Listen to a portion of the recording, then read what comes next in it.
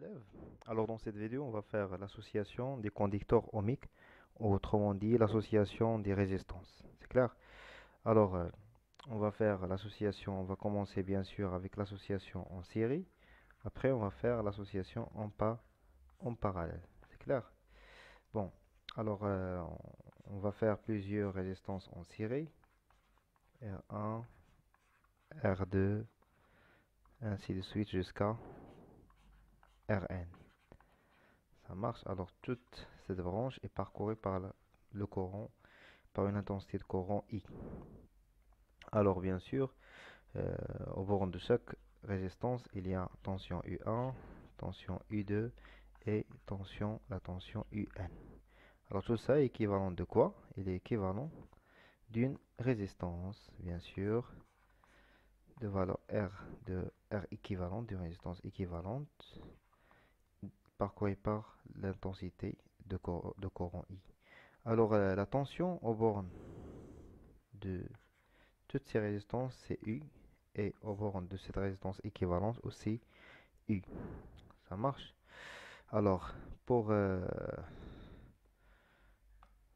trouver la relation entre R équivalente et R1, R2, Rn, on a U est égal la somme des courants UI, c'est-à-dire U1 plus U2 plus ainsi de suite jusqu'à UN. Ça marche?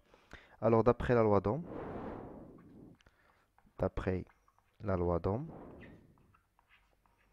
alors la loi d'Ohm, je scroll, un U est égal à R fois I.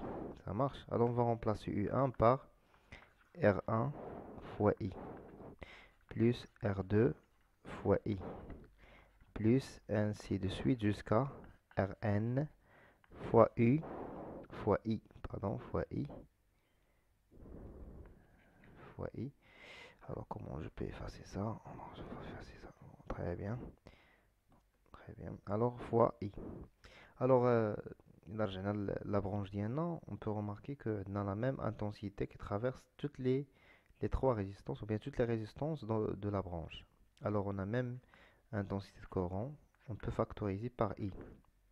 Alors, c'est R1 plus R2 plus ainsi de suite jusqu'à Rn. Tout ça, facteur de I. C'est clair? Alors, si on revient ici, à cette résistance, alors U, d'après la loi d'Ohm, c'est R équivalente, fois l'intensité de courant I. Alors, U est égal à R équivalent fois I. Alors, tout ça, c'est U. Alors, U est égal à R équivalente fois I. Alors, par identification, on peut trouver que, tout ça, d'accord? Tout ça est égal à ça. Alors, on peut dire que R équivalente, finalement, c'est R1 plus R2 plus ainsi de suite jusqu'à Rn. Ça marche? Alors, d'une manière générale, on peut écrire, donc, d'une manière générale, on va écrire ça en rouge. R équivalent dans l'association en série, ce n'est que la somme de Ri avec I varié de 1 jusqu'à N, avec le grand N, c'est le nombre des conducteurs ohmiques associés en série. C'est clair?